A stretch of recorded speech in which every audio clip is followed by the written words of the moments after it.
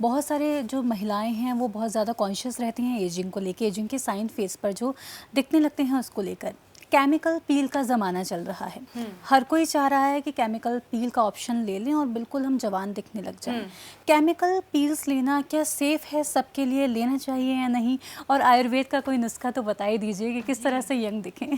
C ageing is something जो आप नहीं रोक सकते। मुझे भी आएगी, हो सकता है आपको 30s में दिख जाए, मुझे 40s में दिखे या 50s में दिखे, बट दिखेगी ज़रूर, है ना। आप एजिंग का प्रोसेस नहीं रोक सकते, उसको डिलेड कर सकते हो। एंड जो पील्स हैं वो एक टेम्परेरीली बेसिस पे तो अच्छा काम करती हैं, मतलब आपको रिलीफ चाहिए, आपने 1 सिटिंग लिया, 2 सिटिंग लिया और आपको दिख गया चेंजेस, बट फिर लेटर ऑन 3 महीना 4 महीने बाद प्रॉब्लम वहीं की वहीं खड़ी है। और फ्रीक्वेंट पील्स यूज करने से सेंसिटिविटी बनता है, मतलब हाँ स्किन सेंसिटिव, क्योंकि पेशेंट आते हैं वो बोलते हैं पील लिया था तब से मुंह हमारा सूज गया है, स्वेल्ड हो गया है, सोलोन हो गया है, रेड हो गया है, ये दाने ख़त्म ही नहीं हो रहे हैं। तो ये भी एक कॉम्प्लिकेशंस हैं 2-4 जो पील्स के बाद देखने को मिल सकते हैं। और अगर मैं आयुर्वेद की बात करूं तो लोगों ने योगा को बहुत पीछे छोड़ा हुआ है, मतलब बहुत अंडर एस्टिमेट किया हुआ है। हाँ। अगर आप योगा कर रहे हैं, ब्रीदिंग एक्सरसाइजेस कर रहे हैं और आप एक्सरसाइज कर रहे हैं, जो अभी आपको पसंद है मिक्स करो, आप स्ट्रेंथ ट्रेनिंग करो, योगा करो, रनिंग करो, डांस करो, मिक्स करो, बट कुछ ना कुछ फिजिकल एक्टिविटी जब आप करना शुरू करते हैं तो आपकी एजिंग रिवर्स होती है। ओह यस तो जो आप एजिंग की बात करो उसको आप डिले कर सकते हो, आप 30s में नहीं बूढ़े लगोगे, आप लेटर ऑन ही लगोगे। तो ये प्रैक्टिस सबको शुरू करनी चाहिए। मैम जैसे भी थोड़ी देर पहले आपने स्ट्रेच मार्क्स को लेकर बात कर रखी थी, हम देखते हैं कि ना जब एक लेडी प्रेग्नेंट होती है उसके बाद आफ्टर प्रेगनेंसी उनके स्टमक पे निशान आ जाते हैं, या कोई जिम वर्कआउट कर रहा है तो उसके शोल्डर पे आ जाते हैं या चेस्ट के आसपास स्ट्रेच मार्क्स देखने को मिलते हैं। तो इनको हम कैसे ठीक कर सकते हैं, इसके लिए कोई रेमेडी बताइए आप। इसको ठीक हम आमिर नहीं कर सकते इनको, अगर वो बहुत रेड हैं, बहुत ज़्यादा डार्क इन कलर है तो हम फेड आउट कर सकते हैं। बट आप चाहो कि जो स्किन की इलास्टिसिटी पहले बढ़ी फिर कम हुई और उन मार्क्स को आप हटा दो, तो वो आप नहीं कर पाओगे। मेरे खुद के हैं पर्सनल प्रेगनेंसी के बाद, तो नहीं हो पाते, बट आप फेड आउट कर सकते हो। बाय द टाइम वो खुद भी फेड आउट होते हैं, बट अगर आपको अनलेस वो कोई प्रॉब्लम नहीं दे रहे हैं तो उन्हें छेड़ने की ज़रूरत नहीं है, राइट। और आपको तरह तरह की चीज़ें उस पर अप्लाई करने की ज़रूरत नहीं, क्योंकि आपकी स्किन उससे ख़राब होती है। तो आप फेड आउट करो और बाय द टाइम वो वैसे भी धीरे धीरे हो ही जाएंगे फेड आउट, तो आप एक्सेप्ट कर लो, हो गया तो एक्सेप्ट कर लो कि ठीक है, इट्स ओके, स्ट्रेच मार्क्स ही हैं, कोई फ़र्क नहीं पड़ता। कई सारे लोग बताते हैं कि शुरुआत में ही अगर प्रेगनेंसी के आप कुछ यूज़ करने लगोगे, ऑयल वगैरह कुछ चीज़ें बताते हैं, तो बाद में जाके वो होंगे नहीं, तो ऐसा भी पॉसिबल है? ऐसा चांसेस कम हो जाते हैं, हो सकता है जो बहुत सीवियर होने हो वो कम हो जाए, है ना, पूरा एरिया ना हो, थोड़ा सा एरिया हो जाए, तो आप ऑयल्स लगा सकते हो ताकि आपकी स्किन की इलास्टिसिटी बरकरार रहे। और आप विटामिन ई का यूज़ कर सकते हो, बहुत सारे ऑयल्स भी हैं, नेचुरल ऑयल्स हैं, जैसे रोजमेरी ऑयल है या आप आलमंड ऑयल है, वो भी लगा के मतलब अपने स्ट्रेच मार्क्स को आप बहुत बढ़ने से रोक सकते हो, तो वो कम होंगे। बट जो स्किन स्ट्रेच हो रही है जिस भी पार्ट की और वो वापस अपनी जगह पे आ रही है, इलास्टिसिटी लूज करिए, वो पक्का कोई ना कोई निशान छोड़ेगी। ओके ओके, तो एक्सेप्ट कर लेना चाहिए। हेयर कलर को लेके एक और मेरा सवाल है जी। हेयर फॉल की समस्या तो बनी ही है, लेकिन एक वाइट हो जाते जो बाल लोगों की, वो भी समस्या है। जेनेटिक भी होता है ये हम जानते हैं, लेकिन इसके अलावा भी कई सारे लोग कहते हैं कि नमक का हाथ सर पे लगा दिया तो आपके बाल वाइट हो जाएंगे। अभी मिथ है, फैक्ट है, तो आप ही बताएंगे। और दूसरी बात ये भी है कि बहुत सारे कलर अलग अलग यूज करने से भी क्या बाल वाइट होते हैं? एब्सोल्युटली होते हैं। आजकल आप देखो 13-14 साल का बच्चा स्ट्रीक्स करा के घूम रहा है, राइट, हाईलाइट्स करा के घूम रहा है, तो ज़रूरत नहीं है ना। जब आप नेचुरली सफ़ेद हो रहे हैं 30s के बाद, 40s के बाद, तब आप नेचुरल तरीक़ों से आप अपने बालों को नॉर्मल कलर कर सकते हो। बट आप, मैं बोलूँ 13-14 साल की उम्र में आपको क्या ज़रूरत पड़ रही है बाल कलर करने की? कोई ज़रूरत नहीं है। बट आज 16 साल के बच्चे देखो हाईलाइट्स करा के घूम रहे हैं, बरगंडी, रेड, पता नहीं कौन कौन से कलर्स आ गए। तो इन सब चीज़ों को नेसेसरली नहीं अडेप्ट करना चाहिए। और जेनेटिक तो है ही, ऑब्वियसली जेनेटिक है, और इन सारे इन्वायरमेंटल फैक्टर्स और अपने ईटिंग हैबिट्स और इन सारी एक्टिविटीज़ से हम उनको प्रमोट करते हैं। तो वो प्रमोशन नहीं देना चाहिए, मतलब स्टे टू नेचुरल। अब जैसे मैं अपनी बात करूँ, मैं 30 क्रॉस कर रही हूँ, बट मैंने आज तक कलर नहीं कराया, ना मेहंदी लगाया, ना हैना लगाया, तो नेचुरली बाल ठीक ही चल रहे हैं। तो जब जो चीज़ ठीक चल रही है उसको ट्रिगर करने की या छेड़ने की ज़रूरत नहीं है, नेचर के अगेंस्ट जाने की ज़रूरत नहीं है।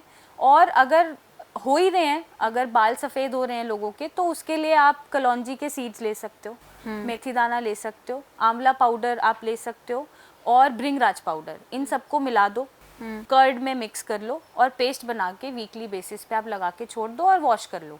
तो जो बाल सफ़ेद हैं वो नेचुरली बिना कलर के आपके ब्राउनिश या ब्लैकिश कलर आपको दिखेगा। यानी कलर नहीं पॉसिबल लगाना है, पड़ेगा। वाइट Yes, हो yes. गए तो उनको ब्लैक Yes, करना yes, पॉसिबल yes, है yes, नेचुरली। yes. मैम कुछ रेमेडीज़ अब आपसे जाननी है। पहले तो सोराइसिस की ही कुछ रेमेडीज़ आपसे मेरे को जाननी है। सबसे पहले अगर सोराइसिस का पेशेंट है तो उसको क्या खाना चाहिए, क्या नहीं, आप हमें बताइए। क्या नहीं खाना चाहिए, वो सबसे पहला नॉनवेज किसी भी तरह का, दूसरा अल्कोहल नहीं लेना, अगर ये दोनों लिए तो ब्लास्ट होता है। Number 3 is your junk food, can food, process food, बाहर का खाना जो भी आजकल आ रहा है, फ्रोज़न फूड, ये सब अवॉइड करना है। नंबर 4 बहुत ज़्यादा मिर्ची मसाले वो नहीं खाएगा। मिर्ची मसालों में जैसे गरम मसाला या तरह तरह के मसाले आते हैं, कीप इट सिंपल, आप हरी मिर्ची काली मिर्च का सेवन करो, घर में खाना बनाओ नॉर्मल सा तड़का लगा के। एंड डेयरी प्रोडक्ट्स उसको नहीं लेने हैं।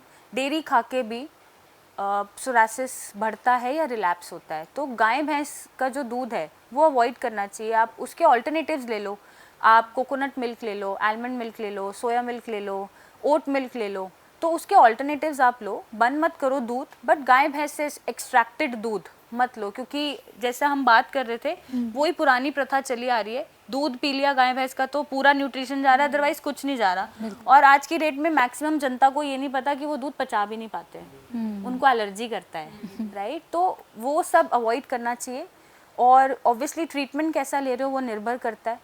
अगर आप स्टीरॉयड ले रहे हो तो बीमारी वापस आएगी। अगर आप ऑल्टरनेट पैथीज, आयुर्वेद है, होम्योपैथी और आपको आराम दे रही हैं तो स्टिक टू दैट ओनली, आप उन पे रहो। एटलीस्ट आपके लिवर किडनी खराब नहीं होंगे और आपका जो लाइफ एक्सपेक्टेंसी है वो बढ़ जाता है। तो आयुर्वेद के हिसाब से होम रेमेडीज़ क्या होने चाहिए सोराइसिस पेशेंट के लिए?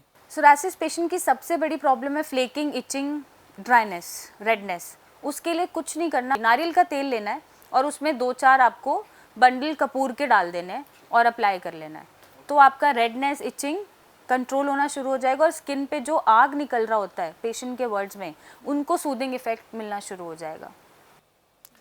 जो व्यूअर्स हमारे पॉडकास्ट देख रहे हैं ना, उनके लिए बहुत सारे सवाल अब रेमेडीज़ में बदल दिए मैंने, क्योंकि अब रेमेडीज़ आपसे जाननी है, क्योंकि आप रेमेडीज़ बहुत ज़्यादा बताते हैं। तो खूबसूरत दिखने के लिए कौन सी होम रेमेडीज़ करी जाए? खूबसूरत दिखने के लिए बस हंसना ज़रूरी है, राइट। हंसना ज़रूरी है, अच्छा खाना ज़रूरी है। आप खुद भी नोटिस करना, जिस दिन आप अपसेट होते हो उस दिन आप खुद को अच्छे नहीं लगोगे मिरर में। तो आपको खुश रहना है, अच्छा खाना है और बस क्लेंस करना है और मॉइस्चराइज करना है। पानी पियो बहुत सारा, पानी नहीं पीते हम लोग, कोक पी लेंगे, है ना, मॉकटेल्स पी लेंगे, कॉकटेल्स पी लेंगे, बट पानी नहीं पियेंगे। पानी पियो बहुत सारा और मस्त रहो। क्या उसकी कोई लिमिट होगी पानी की? जितनी आपकी प्यास है। अगर प्यास नहीं है तो दवाई समझ के पियो, बट पियो। उसमें खीरा डाल के पियो, बट पियो। डिटॉक्स तो वाटर। डिटॉक्स करो खुद को और स्वेट आउट ज़रूर करो, है ना। तो जो स्वेट आउट करना है वो भी स्किन के सेल्स को ऑक्सीजन देता है, सांस लेने देता है। तो स्वेट आउट करो, by any means sweat out करो। जितने टॉक्सिन्स हैं वो बाहर जाएंगे, आप ऐसे ही सुंदर दिखेंगे। और एलोपेसिया के बारे में भी जैसे हम बात कर रहे थे ना, क्योंकि ये भी बीमारी बहुत ज़्यादा है। किसी के बियर्ड में हो जाती है, सर में अलग अलग स्पॉट बनने लग जाते हैं, या चेस्ट के हेयर पे भी आ जाता है स्पॉट इसका। तो आयुर्वेद में इसके लिए कोई रेमेडीज़ हैं, होम रेमेडीज़, जिसे अप्लाई करें हम और ये इस प्रॉब्लम से बचा जा सके? क्योंकि एकदम शुरू हो जाता है, बड़े बड़े स्पॉट बना देता है। और या तो एलोपैथिक का अगर हम ट्रीटमेंट लेते हैं तो इंजेक्शन लगवाइए, उससे ये ठीक होता है। तो आयुर्वेद क्या बता रहा है इसके लिए? आयुर्वेद में आप रोजमेरी ऑयल यूज़ कर सकते हो, आपको उससे रिजल्ट्स दिखेंगे, हेयर फॉल रुकेगा और पैचेस बनने बंद हो जाएंगे। दूसरा, आप कोकोनट मिल्क अप्लाई कर सकते हो डायरेक्ट स्कैल्प पे। कुछ नहीं करना, जो नारियल होता है उसको बस आपको वॉश करना है, मिक्सी में ग्राइंड करना है, पानी डाल के दूध बन जाएगा और वो अप्लाई कर लेना है।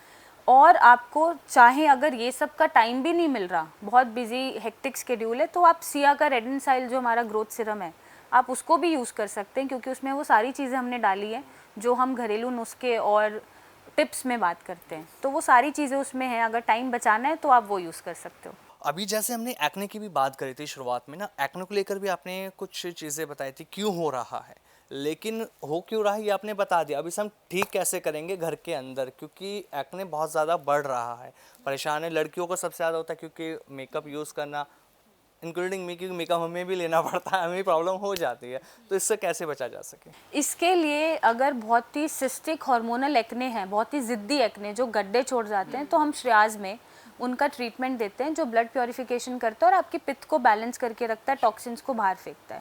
साथ साथ जैसा मैंने बोला, जैसा आप खाओगे वैसा आपका स्किन रिफ्लेक्ट करेगा। तो आपको अच्छा खाना है, बहुत ज़्यादा फ्राइड ऑयली बाहर का खाना अवॉइड करना है, एनिमल प्रोटीन बहुत ज़्यादा नहीं लेना है, कभी कभार it's okay, but daily basis पे मत लीजिए, डेयरी को अवॉइड करिए। और आप चाहें तो जो हमारे प्रोडक्ट्स हैं एक्ने रिलेटेड, करेक्टर है, क्रीम्स हैं, वो लगा के आप उनको ठीक भी कर सकते हैं।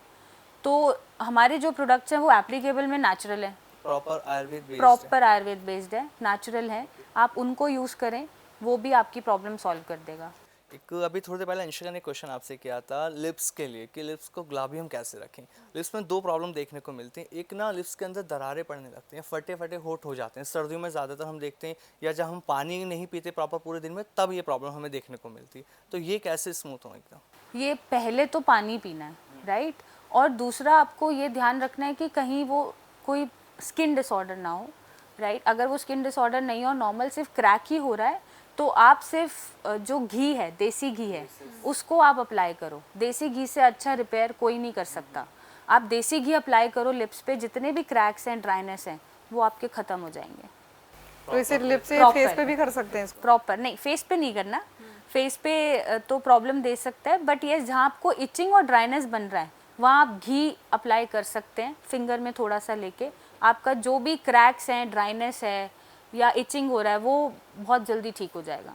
अभी जैसे हमने बात करी थी लिकोडर्मा को लेकर, सफ़ेद दाग की प्रॉब्लम भी मिथ आपने क्लियर पहले तो कर दिया कि फ़िश के बाद अगर आपने मिल्क पिया तो उससे ये नहीं होता, लेकिन जब ये किसी को होना शुरू हो जाता है तो या तो हम देखते हैं हाथों से शुरू होता है या फेस पे कहीं ना कहीं एक स्पॉट हो, धीरे धीरे पूरी बॉडी में होने लगता है, सफ़ेद हो जाती है पूरी बॉडी।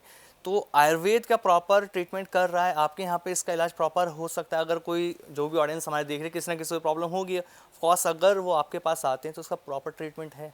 श्रेयाज में विटिलिगो जब पेशेंट मेरे पास आता है और उसकी बॉडी अगर 90 और 100% कवर्ड है, पूरी वाइट हो गई है, तो मैं मना कर देती हूँ कि मत लो। अच्छा, ना अपना टाइम वेस्ट करो, ना एनर्जी वेस्ट करो, ना मनी वेस्ट करो, राइट। तो अगर पेशेंट 60-50% अफेक्टेड है सफ़ेद दाग से, 70% तक भी अफेक्टेड है, तो ही हम श्रेयाज में उसका इलाज करते हैं सफ़ेद दाग का, क्योंकि सालों साल दवा खाना पेशेंट के लिए भी पॉसिबल नहीं है, सालों साल रेजीम्स फॉलो करना पेशेंट के लिए भी पॉसिबल नहीं है कि वो पूरी बॉडी पे क्रीम लगाए बैठ के या रेजीम्स फॉलो करे या दवा खाए। तो ऐसे में हम पेशेंट को क्लियरली बोलते हैं अगर 60-70-50% कवर्ड है तो यस, हम इसको बढ़ने से भी रोक सकते हैं और हम श्रेयाज में इसको ठीक भी कर सकते हैं। बट अगर 90 और 100% है, मतलब पूरा ही वाइट हो गया है, तो कहीं भटकने की ज़रूरत नहीं है, आप एक्सेप्ट कर लो। क्योंकि क्या होता है जब आपका थोड़ा सा बॉडी वाइट पैचेस में है तो लोग बोलते हैं कि आपके घर का बच्चा है, लगता नहीं है, ये तो एकदम अलग है। बट जब वो 90-100% पूरा सफ़ेद हो जाता है तो बोलते हैं ये तो अंग्रेज़ हो गया है, ये तो आपके घर का है ही नहीं। तो आप धारणा देख रहे हो लोगों की कैसे बदल जाती है। तो लोगों की बातों को अवॉइड करना है, इग्नोर करना है। अगर 90-100% आपका बॉडी कवर्ड है सफ़ेद दाग में तो आप एक्सेप्ट कर लो और आप नॉर्मल हो। ऐसा नहीं है कि आपका पूरी बॉडी सफ़ेद हो गया तो अंदर कोई आपको हार्म हो रहा है या कोई नुकसान हो रहा है। आप एकदम एब्सोल्युटली सेफ हो, बस पिगमेंट आपका कम बन रहा है और आप और थोड़ा हटके दिख रहे हो, इसके अलावा और कुछ भी नहीं है।